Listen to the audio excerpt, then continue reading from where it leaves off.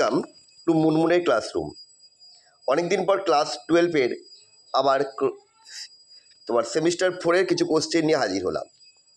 আজ আমরা করব তড়িৎ রসায়ন, যেটা ফার্স্ট চ্যাপ্টারে রয়েছে, তার কিছু প্রশ্ন উত্তর। যদি তোমাদের ভালো লাগে তাহলে সিরিজ অনুসারে এটা দেবো। কোনো দ্রবণের আপেক্ষিক পরিবাহিতা ও মোলার পরিবাহিতার মধ্যে সম্পর্ক উল্লেখ করো। কোনো দ্রবণের আপেক্ষিক পরিবাহিতা কাপ্পা, এটা কে নয় কিন্তু এটা কাপ্পা, ও মোলার পরিবাহিতা ল্যামডা এম হলে এদের মধ্যে সম্পর্কটি হলো lambda m equal to kappa into 1000/m, যেখানে এম হচ্ছে মোলারিটি। তড়িৎ রাসায়নিক তুলাঙ্ক ও রাশির তুলাঙ্কের মধ্যে সম্পর্ক কী?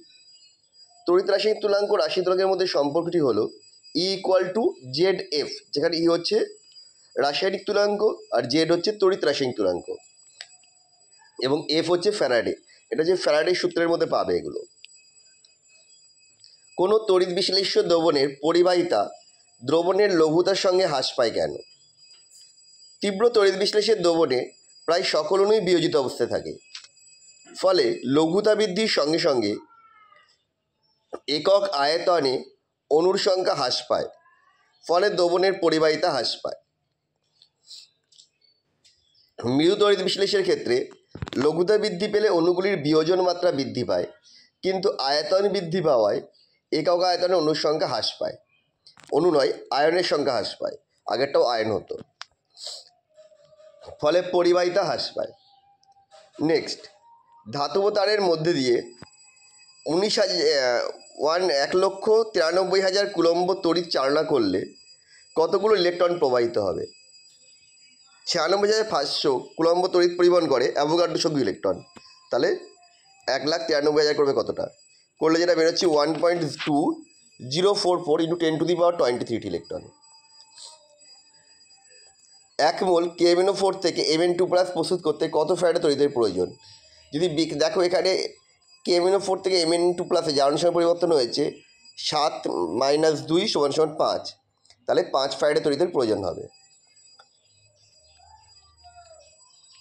300 কেলভিন উষ্ণতায় 0.20 মোল লিটার ইনভার্স দ্রবণের আপেক্ষিক পরিবাহিতা 0.026 সিমেন্স সেমি ইনভার্স। মোলার পরিবাহিতা নির্ণয় করো। Lambda m equal to kappa into 1000/m, এটা সলভ করছি, করে ল্যামডা এম বের করলাম আমরা 130 সিমেন্স সেমি স্কোয়ার মোল ইনভার্স। হাইড্রোজেন অর্ধকোষের প্রমাণ তড়িৎদ্বার বিভবের মান কত? হাইড্রোজেনের অর্ধকোষের প্রমাণ তড়িৎদ্বার বিভবের মান হচ্ছে 0 ভোল্ট, 0 ভোল্ট।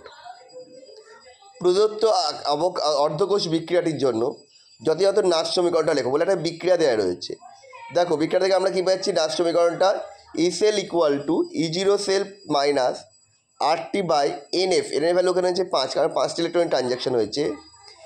ln ওপরে যাবে কনসেন্ট্রেশন অফ Mn2+, জলটা বাদ যাচ্ছে কারণ লিকুইডের ক্ষেত্রে 1 হয়ে যায়, by concentration of MnO4- into concentration of H+8। এটা যদি 25 সেন্টিগ্রেড হয় তাহলে যেটা আসবে cell equal to E0 cell minus 0.059/5 log concentration of Mn2+ by concentration of MnO4- into concentration of H+8। Molar পরিবাহিতার সংজ্ঞা দাও।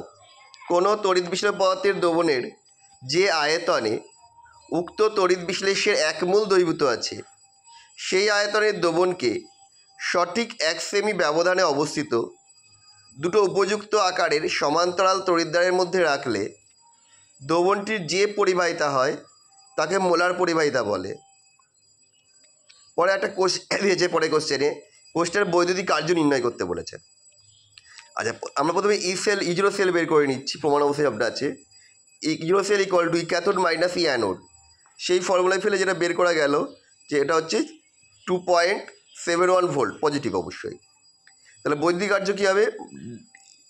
WEL মানে W electrical equal to minus NF E0 cell, ভ্যালুগুলো পুট করে দিলাম, করলে যেটা আসছে -5233030 ভোল্ট কুলম্ব বা জুল, এটাকে 1000 দিয়ে ভাগ করলে এটা পেলাম কিলো জুল।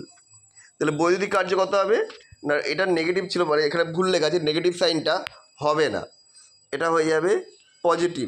এটা পজিটিভ, এখানে কোনো নেগেটিভ সাইন হয় না। বৈদ্যুতিক কার্য যেহেতু এটা পজিটিভ হবে। আসলে ওখানে নেগেটিভ সাইন বেরিয়েছে মানে ব্যাটারি দ্বারা কার্য করছে, এটা ব্যাটারি থেকে কার্যটা আমরা পাচ্ছি সেই জন্য। তা আমাদের ভিডিওটা তোমাদের কেমন লাগলো অবশ্যই কমেন্ট করে জানিও। আবার দেখা হবে নেক্সট ভিডিওতে।